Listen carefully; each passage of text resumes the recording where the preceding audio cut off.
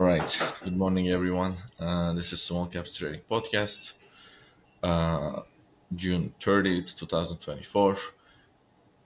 Everything we discuss in this video is not a financial advice. Do your own research. As far as today's agenda, we're going to have some trader talks about mainly outside of like trading itself, but like trading psychology, finding your own edge, how to get consistent. We were talking about this in Discord. there were some there were some messages, and me and Mo have been talking about it. Like, we want to do this type of episode, really talk about the stuff outside of actual trading that goes through your mind, because it is a mind game a little bit, not a little bit, a lot. um All of it. but yeah, so I'm gonna ask more questions. That's gonna be like some sort of Q&A, because I was in that process way more than him. Like, he kind of passed that, but I still did experience that through, and just starting to get a little bit over that. So that's the type of episode we're gonna do. More, you want to add anything before I start asking questions? Yeah, just to say that what we want to go over today is the trading journey from when you sort of start trading to until you get to a level which is the level you want to be at. So it's not necessarily trading psychology conversation at all. It's the trading journey that we want to touch on, which goes through how to figure out where to spend your efforts and time, and all the stuff that's not trading that does impact your trading. And so that's what I'd love to talk about today. We've been wanting to do it for a while, and I think it's time. Yeah. All right. Cool. So, as I guess we can start with, like someone who's coming new. I want to trade. Like, you wire a couple grand, whatever, into your account, and you don't know really what to do. You start trading a bunch of things, and how do you really find your edge, and what does that process looks like you need to find something. You can't just come every day. This was a talk we did a lot. I was kind of all over the places, like one day trading big gaps, longing, the other day shorting small, like all over the place. So let's talk about finding an edge and say, okay, this is me, this is that type of trader I am. Right. So uh, the journey really is, you start by looking for edge, and even after you find edge, then it goes towards refining the edge, optimizing it, adding new edges, and then we talk about the psychology comes into play over there once you mastered your setups, and then there all that stuff, right? But like you said, the very beginning is, I agree with you. It's about sorry, No, you're good. family life. Uh, it's about finding the absolute first thing you have to do is to find edge, and I think that people, they overthink this. They give it too much. They make it out to be this really really difficult thing to accomplish. And I'm not saying that it isn't. I'm saying it's not as difficult as I think people make it out to be. I think that they don't know how to. I think that, like, the process that me and you have gone through. I was like, dude, like when you came and we really really started your mentorship, you traded one setup, day one gappers short. That's the one thing that you were that you did, that, as far as I can remember. I could be wrong. Correct me. I know that you say you were all over the place, and that's true. But there was just one focus, and I was like, cool, dude, become a master of that. And then we went through, it. I was like, look, man, I trade like over a dozen setups, but every setup is its own universe, and you have to absolutely master that. And as I think back to when I first started trading, as much as I can remember, I absolutely was all over the place. I was. And, if, whatever setups arrived on any given day, those are the setups that I traded. Whether it's a day one gapper, a multi-day runner, earnings play, a short report, whatever it is, I was like, okay, I have to figure this out. I couldn't sit in front of the screen and not do anything. I couldn't do that, and I think that what I should have done, and one of the things that we've done with you is, okay, day ones is what you focus on right now. Cool, you got a little bit of foundation understanding of it. Great, let's pick that up and let's really, really, really nail that until you are so good at that that, or at least you know everything you need to know about that we no longer have to talk about it anymore. And in fact, that's pretty much where we're at now. And we moved on from that, me and you, to, okay, now here's a new setup, and here's a new setup, right? And me and you are, I think, currently in the process of ironing out like 3 other setups. Day ones, we don't really talk about them anymore. Like maximum is you'll ask me, are you short this thing or whatever? I'll be like, yeah, no, or whatever. We don't talk about day ones because when I say, oh, people make finding their edge so much more complicated than it is, you break, if you focus on a category, whatever it is, an earnings play, episodic pivots, whatever it is, it's not rocket science. It's not.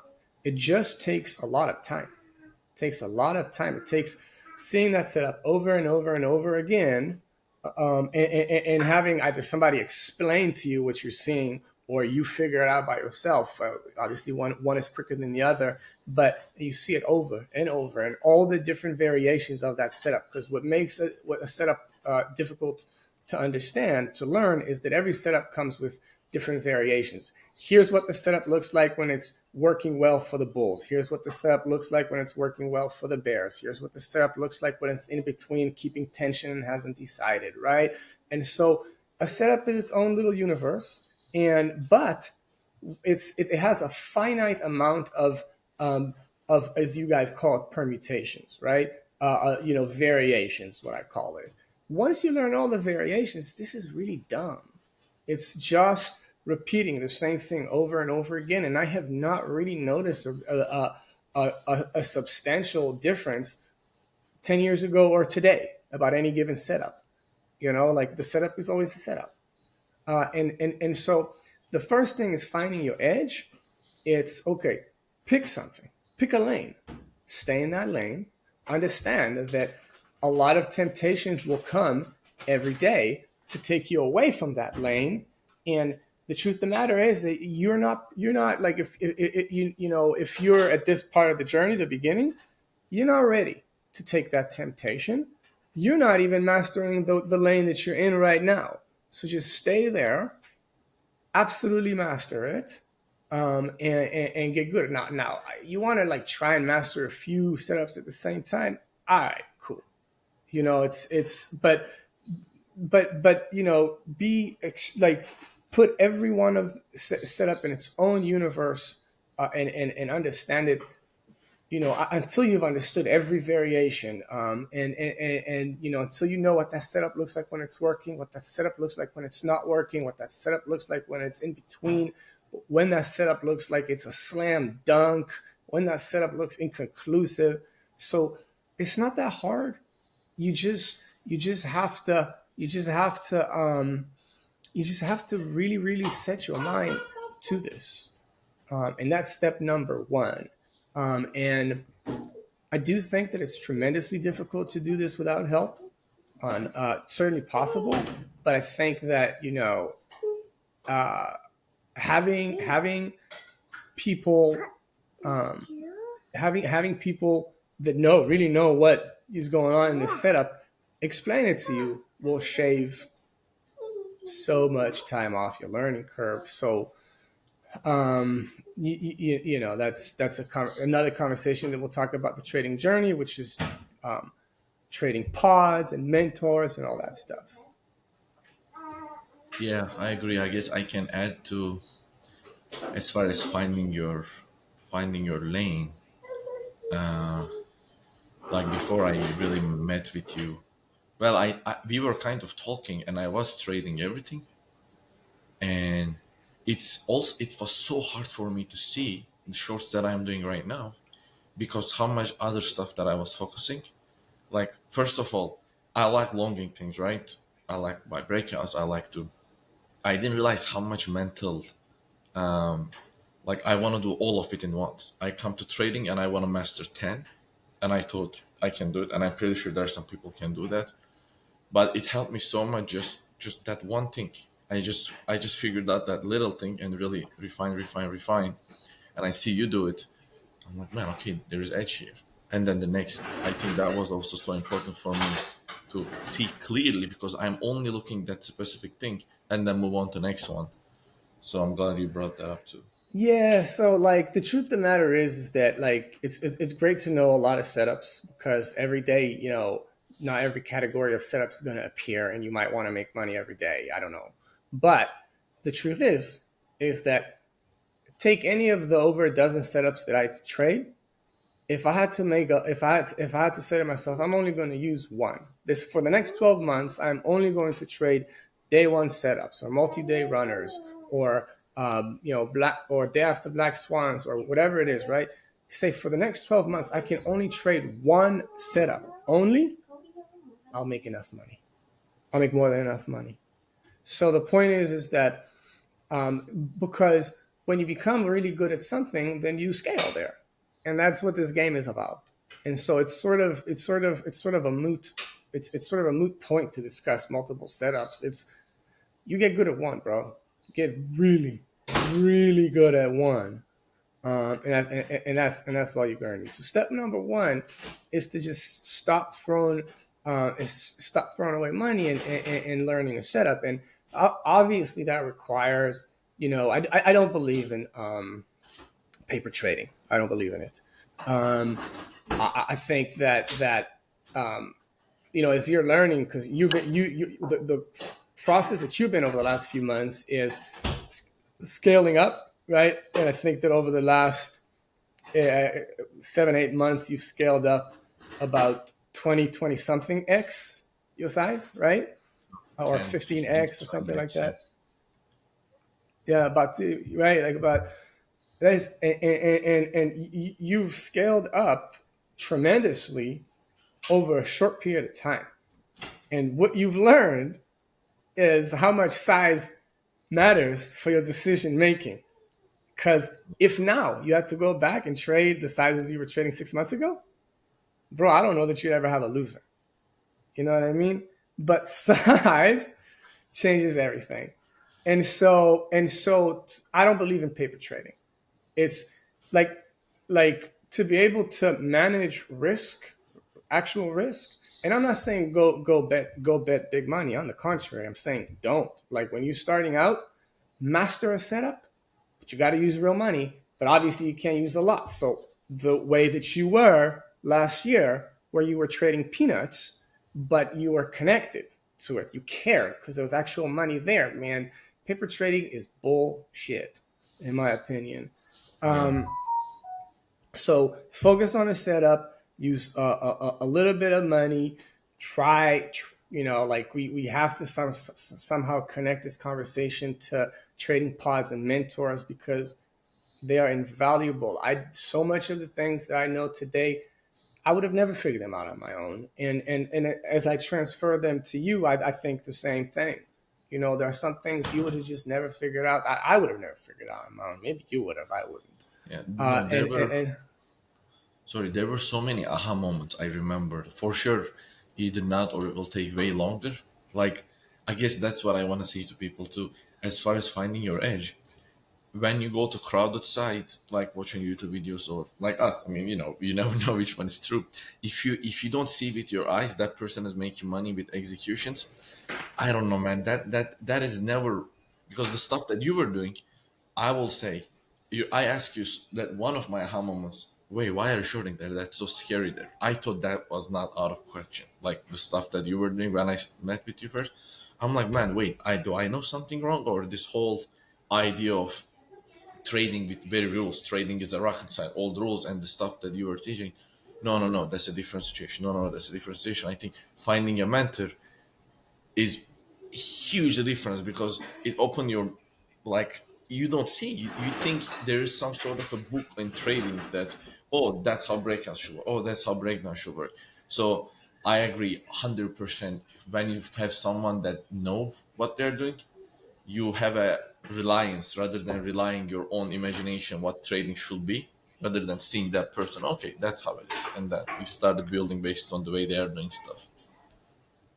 Or they show you one way that it can be done. I really agree with I hate to say it because I'm not a huge fan, but I really agree with something that Lance said a couple of years ago, which was that a mentor's job, one of the main things that a mentor's job is to explain to you what's realistic and not realistic. You know very damn well that I keep on telling you that the way that I trade is the way that I trade. I know 10 other guys trading the same things in the same directions in 10 other ways, making great money. I might be looking for the all day fade. Other people might be scalping the moves. A third person might, like there is. So a mentor's job is just to explain the playing field, and then it's on you to decide how to play there. Now moving on from that, so so job number one is find an edge, which is both more important than people understand as well as not as hard as they make it out to be, right? Um, and then once you have some kind of an edge, then people say, okay, well, how do you find consistency? How do you manage the day to day and all that stuff? And so, right, like I mean, like the question that I get, one of the questions I get so often is, how do you find consistency?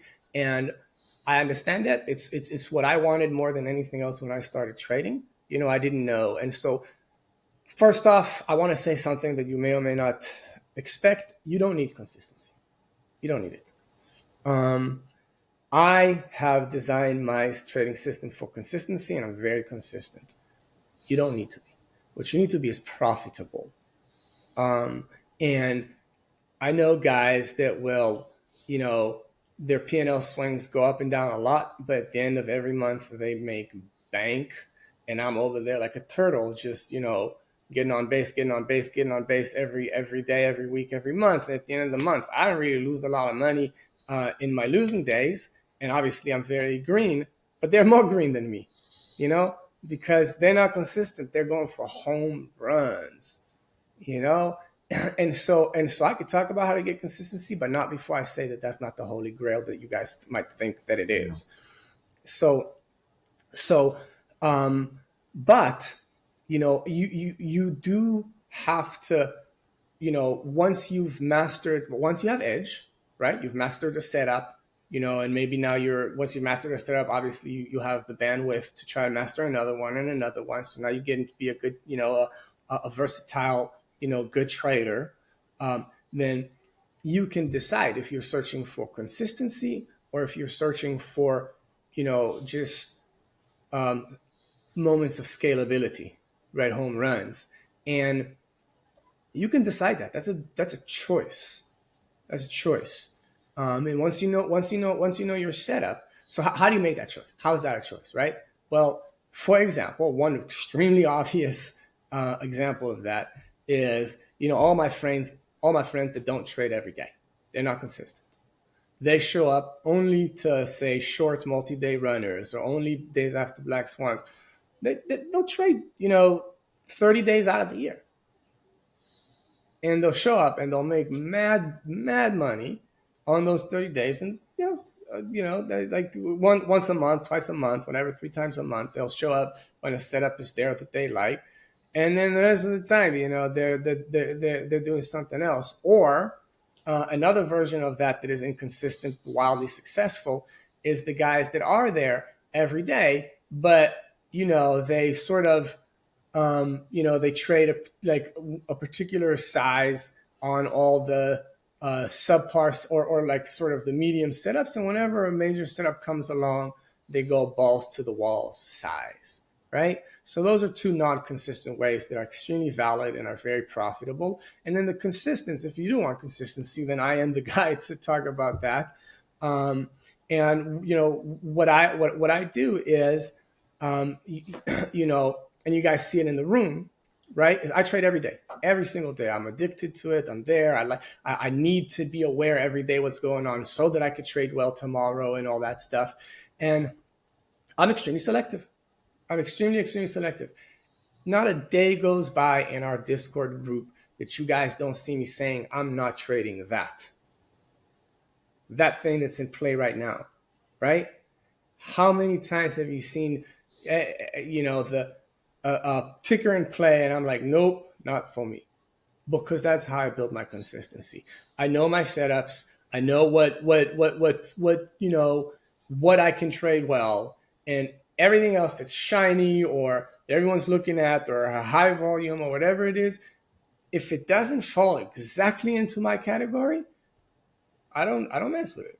And so what the result is that almost every single day, you guys trade tickers that I didn't, and that's that sort of consistency. It's like I like to compare it to Texas Hold'em poker, right? Where and I'd love to get Riley's opinion on this when he watches this podcast. But in Texas Hold'em, in order for you to be in the game, you have to pay the blind, and you keep on paying the blind to get in the pot.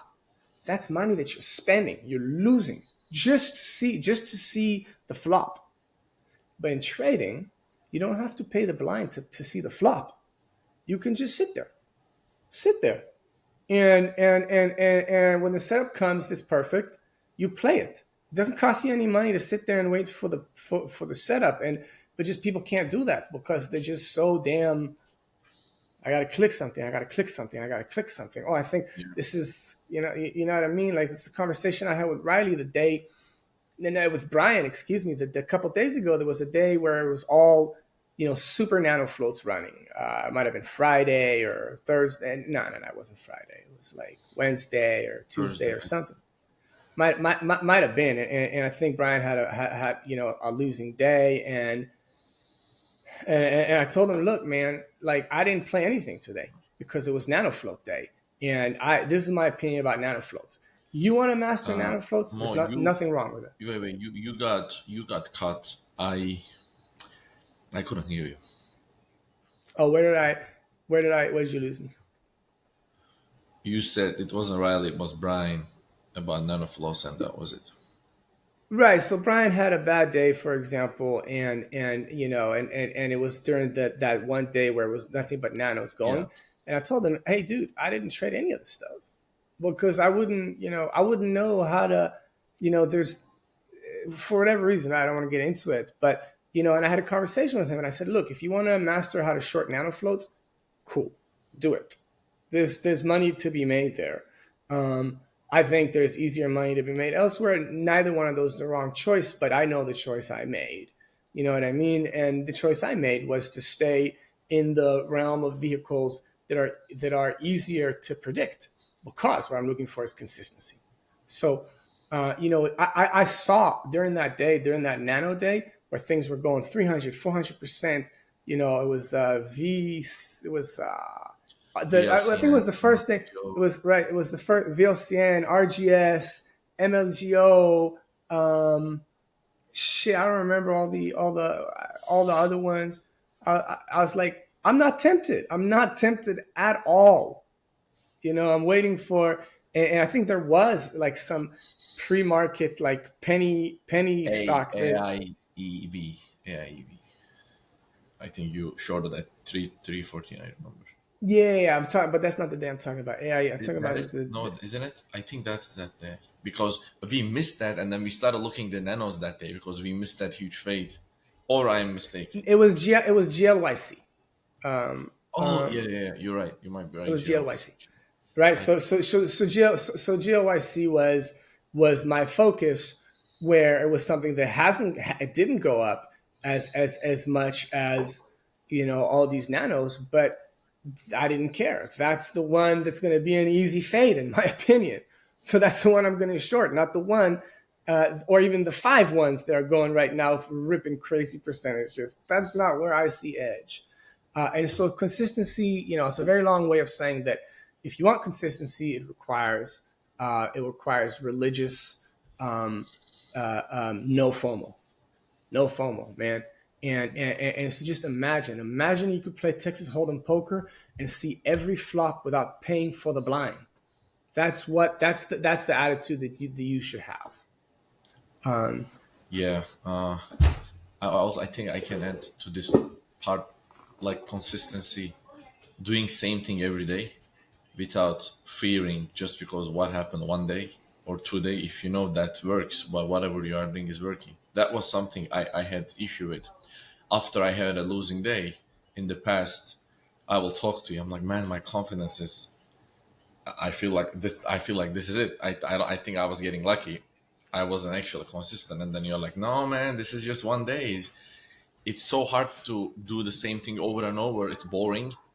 You lose, sure, you know it work. You come and do same thing over and over. Same. You might adjust. Sometimes there are like strong cycle, weak cycle, but the main idea is you come and you know that thing is working. You have to do just as a job. What do you say? Right. So this is as good a segue as any into the trading psychology portion of this podcast, I suppose. And so the one aspect of the trader journey, getting good at it, is finding your edge and then refining your edge, which is sort of what we spoke about right now. The other aspect is trading psychology, which now you've broached that subject. And I'd like to right away touch on sort of the core of what you were talking about. Yes, on losing days, you would criticize yourself harshly. And I criticize you when I think there's criticism to be had. I'm not very soft like that. But I almost never had criticism for you when you had criticism for yourself. On the opposite, and I bring that up to point out the difficult part in the trading psychology journey, which is that what we are doing is probability based, which means that you can do the right things and it doesn't work out, because nothing works out 100% of the time. We're looking for things to work more often than not. So if we do the right things, then more often than not, we'll win. But what's built into that statement is that if we do the right things, sometimes it won't work out. And when you would do the right things and it wouldn't work out, you would be really harsh on yourself. And it's at those moments that I would say, nah, man, you did absolutely nothing wrong. It's just one of those times where it didn't work out. You took the right entry and this happened and you got out, and you should have gotten out at that loss. And now you ate the loss. And so in a larger conversation about the psychology part of the trader journey is first of all, you really have to understand your edge so that you can manage your emotions and your psychology better. So that you can look at a loser and say, that's a good loser. Or you could look at a loser or a winner and say, that's a bad loser and that's a bad winner, even though that was a winner. There's bad winners. And again, you need help with that stuff. You need somebody to, figure it out by yourself. You can, absolutely you can. It just takes longer. But regardless of, how you do it by yourself or through help, we are so darn critical of ourselves. But what you need to understand is what if you master your setup, what's a good trade in that setup? And a good trade is not a winning trade. It's good decisions.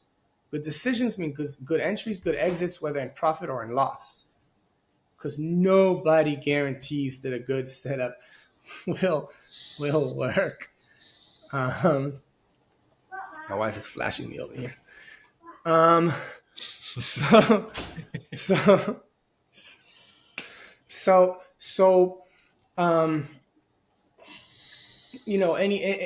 There's more thoughts that I have, general thoughts about psychology, but any thoughts, No, as far as that part, I think I'm good. I was gonna add the previous subject before move on to consistencies when I was talking about touching back to having a mentor. One of the ways that I find my own edge, and you were pushing me so much, like you have to do you, don't try to do me. It probably take a while because the stuff that you were doing, I know that is short, that ticker is short, and I know you probably are in that.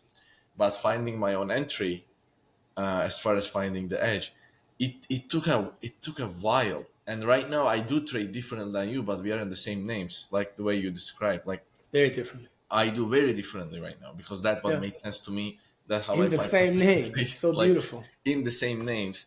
And I do think it has to do with the way this works. Every person click differently. I see that, so you always push me. If you see it, do you?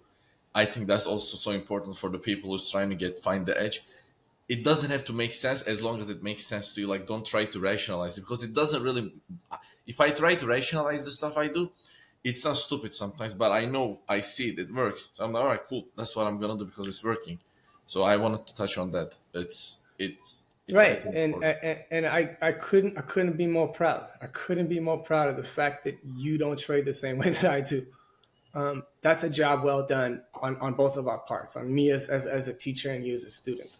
Yeah, Um, and so going back to the psychology yeah, um, aspect of it. So first you need to really be grounded in your setup so that you can withstand the difficult moments emotionally and mentally, because it's so easy to lose hope or be sort of very negative in your thoughts every time that something bad happens.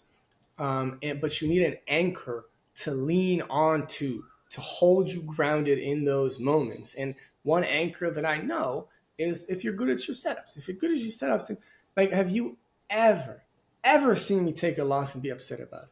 Ever? Like I'm like I'll take a loss and I'll write LOL. You know what I mean? Like, because I'm not upset at, like, I'm playing the odds and I know what the odds are, and I'm patient with my executions. I'm patient with my risk. It works, it works. It doesn't, it doesn't. Cool. That's the name of the game. And so, but there are very, very, there are serious pitfalls in psychology, in trader psychology and emotion that we need help. Obviously, the first thing that we spoke about, one of the first thing that comes to mind is self criticism, which I hope we touched on to some degree. But you touched on another thing, which is not self criticism. It's also very, very common, is basically losing your confidence after a trade or a bad day or a bad week or a bad month or whatever it is. And it happens to all of us. I cannot tell you the amount of times that I've thought to myself, I should quit. I don't have a future in this. What am I going to do? Like, this is not working out. What should I do? Like, I got to figure it all out. And I'm so sure that as I say these words, and whoever the 2.5 people that are listening here, it resonates with them. They're like, yeah, I felt that 10 times before. I'm sure they will feel that. Because it's just the human process, and so, but the thing is that as long as you're not reckless, as long as you're not if you're making big mistakes, then own it. Like, if you had a big loss and it shouldn't have been a big loss, then say, okay, man, I got stubborn, or I got tilted and stuff like that. And that goes, and you obviously have to fix that. And that goes back to the initial conversation, which is find your edge. Obviously your edge is not in, putting on a bunch of trades. All of them are the same size. And then whatever works, you collect your little coin, and whatever doesn't work, you double down on it, triple down on it, quadruple down on it. And all of a sudden you're staring at a loss that's 10 times all of your winners. That's obviously not edge, right? And that is a very common. Put this motherfucker on silent before I start getting bombed with messages here. The day is starting. Here we go. So obviously that you got to take care of that. Like, if you're making mistakes, recognize what the mistakes are. I use that example because it's a very common example of, doubling down, tripling down on losers while not doubling down, tripling down on winners, right? So obviously, that's a common thing. But like when you get good at your edge, then those things sort of go away, right? Like we would talk about, and me and you had gone through that. You'd ask me like, how do you how do you make your winners big? And we'd talk endlessly for months about how I scale down as it goes down because I'm a short, right? So how I scale down when it goes down, and I look to add. I don't just. I mean, sometimes it happens that you have a small winner and you wish it was bigger, and you either couldn't scale or couldn't didn't. Sure, it happens, Yeah. but on the whole, like and so having a good edge helps you deal with with the difficult days. And when the difficult days do come, as long as there isn't any big holes in your process, then I could say how to deal with those difficult days. And it's just come back the next day as if nothing happened. Now, people have different approaches. People have different approaches. Some people would say take a day off. Some people would say size down. And to each their own. I disagree, and you know that. There's something that Eric Woods would say a long time ago. He'd say the market that takes is the market that gives, and he's specifically talking about shorting, but I think it applies elsewhere, which is actually that he was really specifically talking about short blowouts and black swans and the day after black swans. And basically what he was referring to is if you took a big loss on a short, and it's not because you were wrong that it's a short, it was just crowded.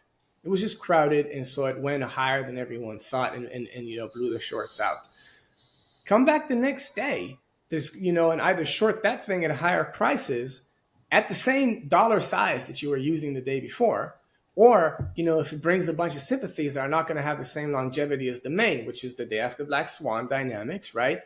Then come back and short those, but short those on the same size or even bigger than what blew you out the day before, because the day before, the day before was the opportunity that was crowded that didn't work out. The next day it's going to be the opportunity that nobody has the balls to touch. It's going to work out easy. Why? Because of the dynamics of everybody getting exhausted and nobody wants to participate. And that's highly specific, but generally speaking, I like if your process is intact, then come back the next day like nothing. And that's hard to do. And I don't know how to tell somebody to do that. I'm just built tough inside. But so are you. And I don't mean you, Molly. I mean whoever's watching. Find your metal. Find your metal. Like you certainly have it if you're a trader, and if you don't have it, you're probably not going to be a trader for long, right? And so just if you lost because there wasn't a big holes in your process, it just is what it is. Come back the next day strong, man. Like I lose all the time. And my I think I've shown you a bunch of times my P&L curves for like a year, a couple of years, and I would show you all of my drawdowns. They look V-shaped. All of them look Yeah, I V-shaped on my experienced that P&L curve. after what day was that? The next day you came back, you made like 4x of it. 4x, right? I took Yeah, a max loss. I took a max loss last month. the And I came back the FFI. next day and made 4 times my max loss. Yeah, I resonate with everything you say, and even if you are built with that toughness, there's a difference between being stubborn that you think you are tough, or I'm not taking a loss, or actually being tough that you are putting the right size in the right moment. That you have to identify that. That's what I kind of went through that little.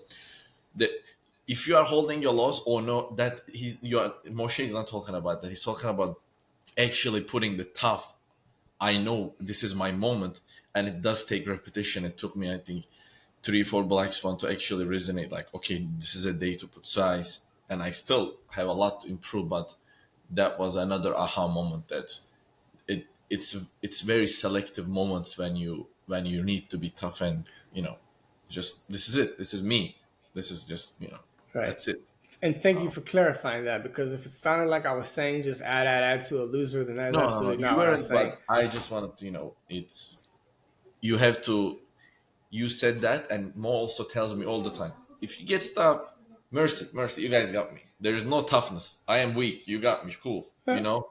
Also I do got it that. sometimes. Mercy, mercy, you got me. Yeah, That's right. mercy, you guys got me.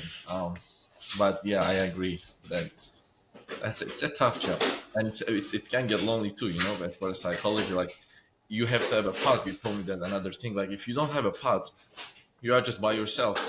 Man, I mean, if you're not trading for 10 years like Mo, if you just started and you have no pod, man, it's you, and you don't have that resistance in your mind that to take away all that FOMO thought. It is really hard to, I think all the people who are trading by themselves. So we were talking about pod and having a people that have the same goals with you, Right. keep you So accountable. that's another great segue to other topics that's the guys wanted to touch on, and Yeah. so I do want to talk a little bit about other things in your trading journey that you absolutely have to do. The guys wanted to talk about how to review your trades and all that stuff. But first of all, I do want to say, for most human beings, for most traders, you got to find a trading pod, and if you could find a mentor, it's even better. And you should try to find both. Realistically, you can find a pod.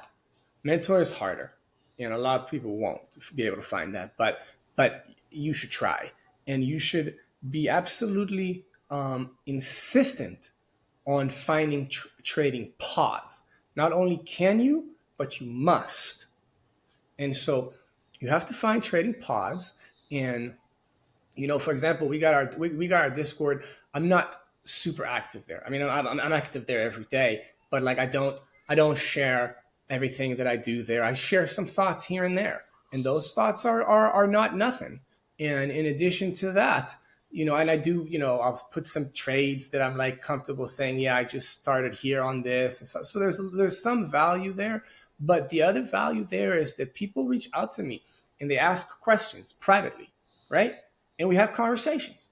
And within our conversations, I help steer them, in the right direction in a small way today. And then the next day it's another question and it's another, little step towards the right direction. And in the same way that, I was talking to Brian, I said, Brian, I hope this is, and as much as I think that this, our Discord is great for whoever is there and whoever takes advantage of reaching out in a smart way and all that stuff, I was telling Brian, I hope this is not your only pot. Because and I know that it might be, it might not be, I don't know, but like trading pods are not that hard to find, and you go to them and you experience other thoughts, or even the same thoughts, and you're like, oh, he's thinking the same thing, you know You what I said, mean? you said the Brian, that trading, the some trading Discord group that you said you're not only part. I hope, yeah, Oh yeah, our little Discord group. I said, I hope that's not your only pod that you're in. Well, at some point, we're talking about the importance of pods, yeah. and We trade together on the me, Riley, and Brian on the call. That's like our main. yeah, but I mean, all three of you guys are also in this Discord, so it's Yeah, sort of the same we, thing well, plus they me. just I meant really, really different pods. There are yeah, not also the same guys in this Discord group, yeah. and I realize they may not have that now, but they should.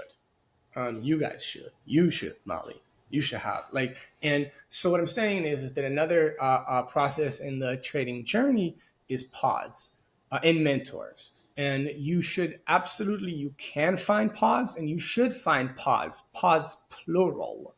And you should be involved over there and ask questions and put out ideas, real ideas, not like, oh, this thing is popping, let's see what it does. Actual thought out ideas. And that's how people will say, I agree with you and here's why. I disagree with you and here's why. And you start conversations and back and forth, and you learn something and you teach something, and you get it, and you get good over the years. The three ways that I got good is A, I had some kick-ass mentorships, which I have to, I have to admit that. B, I had incredible pods, many incredible pods, through which I have learned so much. And C, experience, right? And you take and so as far as how to find that, man, pods are easy to find. Everybody want everybody that's trading and it's in a pod, you know, there's so many pods that they'll welcome people. You know what I mean? There's pods for all levels. A pod is nothing but a group of guys in a digital room talking about what they're trading. That's all it is. That is not hard to find. Um, and you have to, you know, mentorships is a different thing. But okay, so you have your, you know, you're working on your edge. Your, you know, your trading psychology gets easier to manage as your edge and experience gets better. Throughout all of that, you're also getting your pods and maybe even a mentorship. Who knows? Cool. That's a lovely, lovely description of an ideal journey so far. Um, any thoughts on any of that before I move on? Um, well, as far as the pod, because I was thinking about our pod and like we discussed this before. So as far as pod, do you want, because you said this one time, it's okay if people are doing way different things than you. So in your pod, some of you are short, some of you are long, some of you are trading. Like, is that your ideal pod, or like what type of pod do you want? What is your ideal pod? Well, what do you want to learn? I, as I mentioned in the beginning of this podcast, I trade well over a dozen different setups, and so for me, all the pods that I'm in, even if they're talking about, you know, bonds or you know or you know the credit markets, that's relevant to me because, you know, that's what moves equities. I don't trade those instruments, but those instruments are what moves equities. You know what I mean? And so for me, you know, I've done this long enough that I could, you know, listen to a conversation and take value out of it, even if it doesn't immediately directly touch on what I'm trading. And so, sort of to answer your question, whatever it is, like, so take you for example, right? You should really only be in small cap pods right now. That's the only thing that's relevant to you. Yeah. But as you get better at, you know, let's say like day ones is such a like new, like, how long can you possibly learn day one short before you're done having to learn it, right? And so, all right, so you've done that. Now you've mastered a few other setups that are also in small caps. Cool. Now what? Keep on doing that. Keep on making money. But if you're a curious mind, then you're gonna now want to know more, and you're gonna start to say, okay, well, what moves this entire cycle of small caps? You know, never mind one setup or another setup. What moves the whole cycle? And you'll be like, oh, okay, that's the inflows and outflows of money in general. What affects that? And now you got to talk about that. And maybe the people in your pod that are, figuring out small caps, they wouldn't know the half of what touches on that. And so you want you want as you want multiple pods. You want people that talk about different things. That's how you learn. And maybe those guys don't know what you know. You know what I mean? And so it's just like, obviously, for example, uh, I have zero value in being in a FX trading pod. Zero. Nothing about it is helpful to me in any way. And so I'm not in those, and I will never be in those. So there are things that are way outside of your, of what you need to know. But what, like, to be, you start off, it's the same with your edge. You start mastering one setup. Same with your pod. You start with a pod that's extremely relevant to what you're doing. As you master your edge, you learn. As you master one setup, you learn more setups. As you get better as a trader, you expand the scope of the pods that you're in.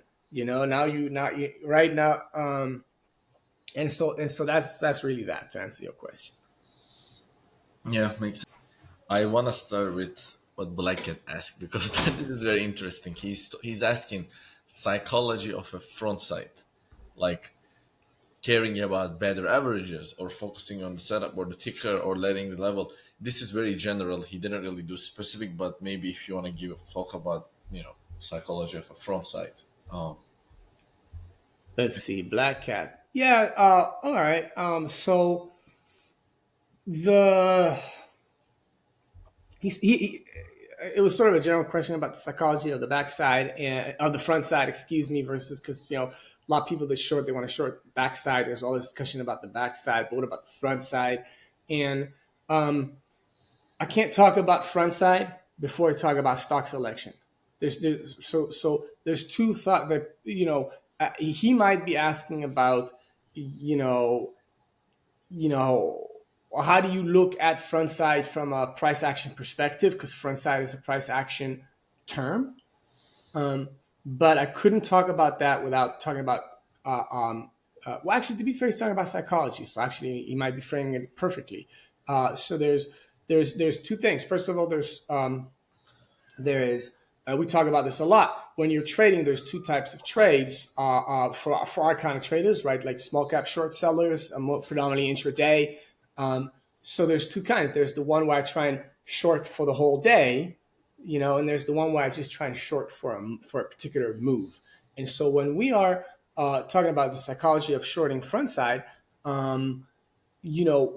are talking about here's a moment where this parabolic happened, and he might be thinking, oh, is the psychology that you want to lean on the parabolic because you think that's the top and you might want to add at lower averages after, but like start off from a higher price? No, that's not what this is about.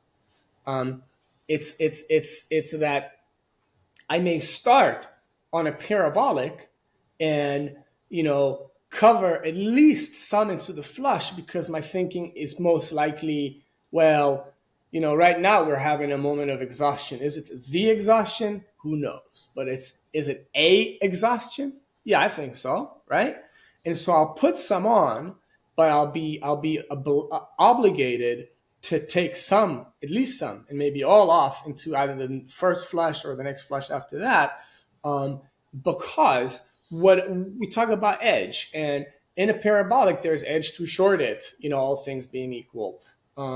Is it going to be the top? That's a whole other conversation. So the psychology of front side is simply to differentiate between shorting a move and shorting the move, shorting for all day or for just this. And that I have those two trades very, very differently. And I don't know if you were there for the Chewy trade, but I remember, but Yeah, Chewy, right? So he asked me, why are you shorting? Because I'm front side, motherfucker.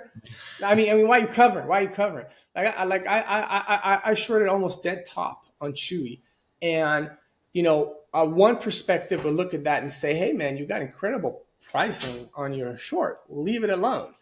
And that's wonderful. And it did work out beautifully there. And I was sort of a sucker in that I shorted like the 38 twos and I covered maybe 34 might have been, right?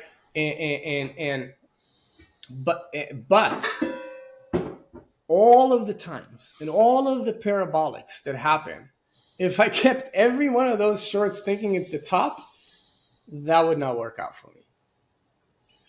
So the idea is just take advantage of a moment in time that there is edge. Let's say short. Let's say what I probably could have and certainly could have and probably should have done in the Chewy trade was to keep some and let some work out.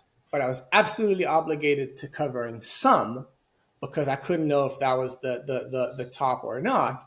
And so the psychology of front side is simply taking advantage of a momentary, ridiculous move and then trading it for that short moment. And then the second thing I wanted to touch on when we talk about front side is stock selection, right? And so in our typical, day-to-day, day one shorts or whatever, the first thing that we do is stock selection. Should I even be looking for a short on this at all, right? And if I decide that the answer is yes, then front side becomes a conversation that we could talk about. And yes, if I see some sort of, if it's parabolicing into a looking left area or even above it, or, if there's some sort of an exhaustion on a name that I already know I want to be short, then it makes sense to be their front side. So that's I hope the answer to the question that the black cat was asking. What else? He says, "Do you review your trades and mistakes every day?"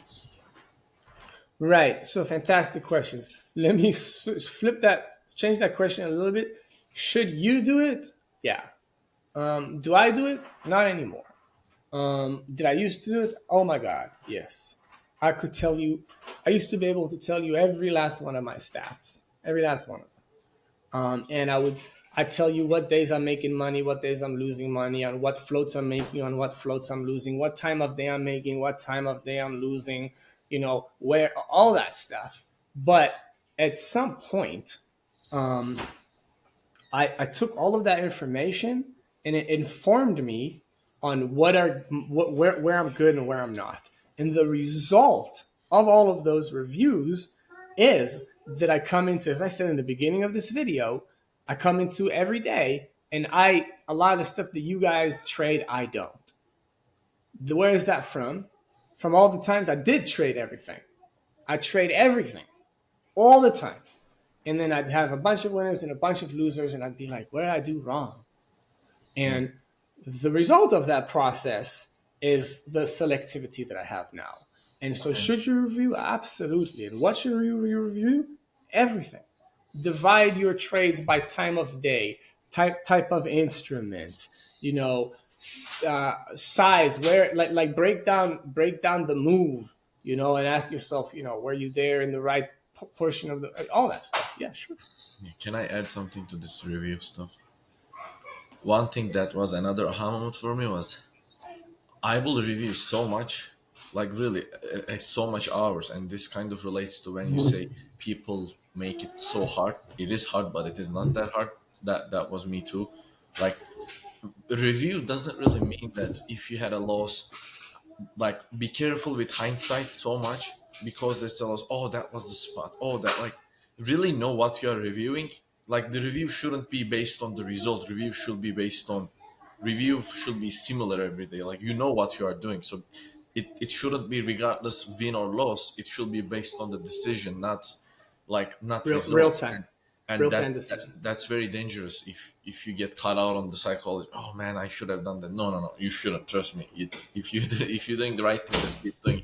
Review should be numbers and decisions and all that. But yeah, I just wanted to add that part. Right. I do review, Right. but I don't do that much anymore. Like I do, but specific, not 3 hours, 2 hours. It's specifically, Right. you know. And one thing that Black Cat also said that I think is a value that's really really worth touching on is he said he's in the boom and bust cycle as a trader, and I think he might have asked for any tips on that or something. And um, the boom and bust cycle is the make money, like make let's say $10,000 in a week, and then lose $10,000 in a day, right? And then make $10,000 in a week and then lose $10,000 in a day. That's sort of the boom and bust trader cycle. And the answer to that is there isn't a answer because of course, oh my goodness, I'd have to have a private conversation with him, and he's invited. He knows he's invited to do that whenever he's ready. To about his particular choices, and we can review those. But in generally speaking, without having the details, the boom and bust cycle comes from not a well refined edge and not a well refined trader psychology. So sorry to be so sort of boring and disappointing in the answer, but what have I said throughout this entire process, throughout this entire podcast? There's things that I don't trade. That's me avoiding I've already understood. I've looked at my mistakes. I've blown up a bunch of times. I've done every mistake possible, every mistake. I used to tell you this throughout when you were critical of yourself. I said, my man, whatever mistakes you've made, I've made them 10 times more than you, 10 times more in times, 10 times more in size. I've done it. And reviewing the mistakes, okay, where are your big losses? Where are your big losses? Where are they? Are they on, you know, shorting nano caps? Are they in longing small caps? Are they in longing serial diluters that have dilution ready to go? Are they? Where are your big losses? Where are they? Let's figure that out. Take that out of the equation. Stop that completely, and then trade everything else that's not that. And boy, will your trading change, right? And that's what I've been saying throughout this entire podcast is that I sit there and you guys trade stuff that I don't because that's where that comes from. Yeah, fair. All right, I'm gonna move to someone else. Answer his two. Simple Day Trader asked, well, he asked a similar thing, how to review a day. We did kind of go over that. He said, tracking your measure outside of your P&L. So how do you know you are getting better without looking your P&L? Oh, what a fantastic question that is. So how do you know you're getting better? So whatever your setup, so first of all, you have to master a setup, right? The process is to master a setup. So whatever your setup is, let's use day ones because we keep on using day ones as an example. Yeah. So day ones is a setup that I trade to, right? And how do I know that I'm getting better? Is that I know what like when I come in the morning, you know that like one of the things I drilled most into your head is every morning we come in, we ask two questions. What's the two questions? Is this a short? Is this a short today? That's it. And so I used to come in every single day. And just try and short all day ones because that's the thing. And then at the end of the day, did I make money? Did I lose money? I guess if I made money, I might have done a good job. If I lost money, I might have done a bad job. That's wrong. Like the way that you get good at say day ones is, you learn to identify what's a short today at all and what isn't. And you ignore the ones that are not a short today, even though they look like they're running or whatever, like they look like they're short, they're not. And you find the ones that are the shorts. And sometimes, and we have this thing in the day one, particularly where we think, like some people think, the highest gainer is the short. Sometimes it is, sometimes it isn't. And to learn to identify that difference, that's you being good at your setup. How much money you make off of that is not the measurement. The measurement is, could you recognize the right name to play? And there's a very real way to do that. That's one of the biggest things that me and you have done when we've gone over the day ones is identify what the hell is a short and ignore the rest. And so to go to his questions of how do you know your progress without P&L? Well, one thing that I look for in my trading is no stress, right? And easy days, and that's a measure. I make money most days, but most days I also don't have stress. And like what I do is I avoid all the things that I think I shouldn't trade. Now, what happens? Sometimes those things end up being real traps, and I say, thank God I avoided it. Sometimes they end up being incredible trade opportunities that I missed out, and I look at that crying like, oh man, I'm sorry I missed that opportunity. But 100% of the times, I don't have stress. And I'm free to focus on whatever it was that I did focus on, which a lot of times is the right thing, and so I end up making money there. So the process, the way to measure your progress without looking at the P&L is, do you understand the game that you are playing, right? Like, that in the first Matrix, there was the moment where Neo started seeing, the world for what it was. And he's like, oh, I get it now. That's it. That's what you are trying to do here. You're trying to say, oh, I see that sub VWAP trap. I see it. And I didn't get trapped by it. Or, I thought it was the sub VWAP action was a good spot to short, but it just reclaimed. And I see this is about to be a nasty sub VWAP trap. So I didn't wait for my wrist to get hit. I closed out the trade right here at a very small loss because I saw the sub VWAP trap. That's progress that's not tracked by your P&L. It's, are you seeing things correctly, right? And if you're seeing things correctly, then the P&L will come. Yeah, fair, fair. Well, maybe last question. There's not much Sure. left. There's not much time I could suffer wearing this hat, so that's good. Yeah, I'm gonna go back to Black Cat. He said, "This is a nice one. I used to ask this too. How do you not click buttons when your setup is not there?" He's basically asking, "How do you deal with FOMO? You just sit there all day." I didn't even see that question. Black Cat asked that? How do you not click buttons when your setup is not there? How do you not click buttons when your setup is not there? Oh, that's a good question.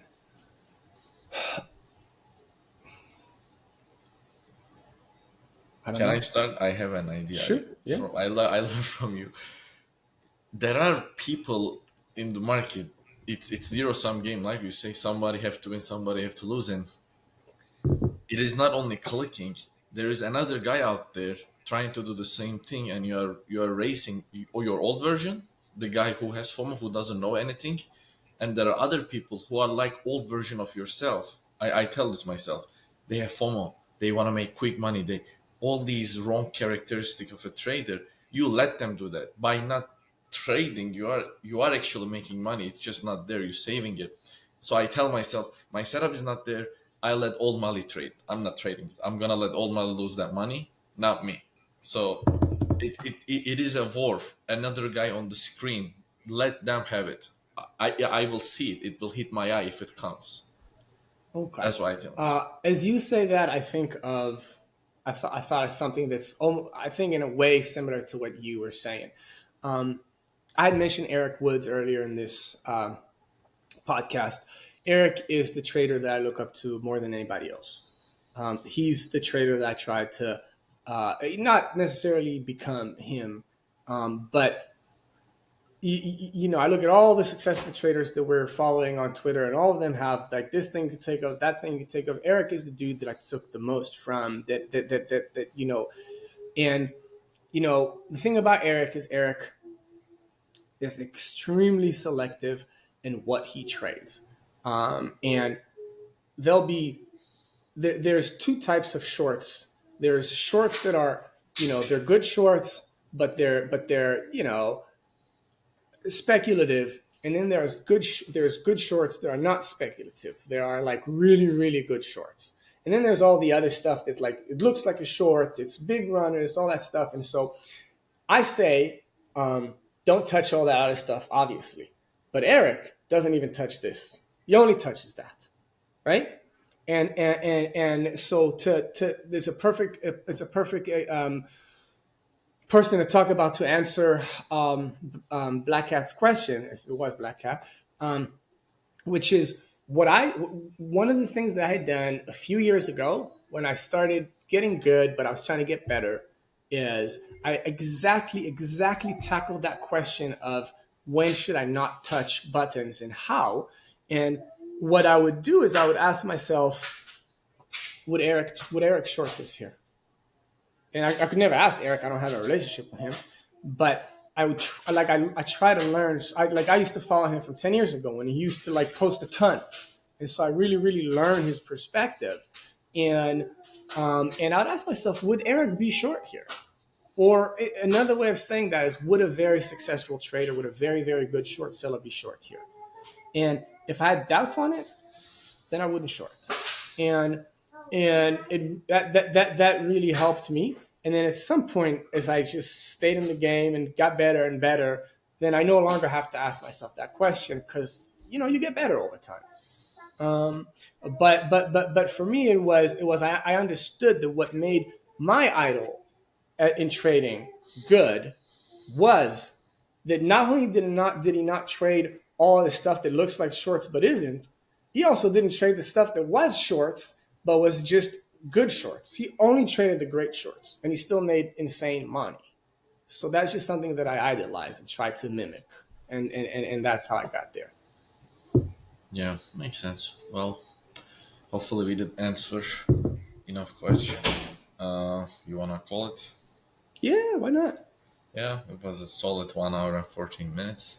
No, well, Jeez. it's gonna be less, like 110 probably. But anyway, well, take care, everybody. We'll see you next week.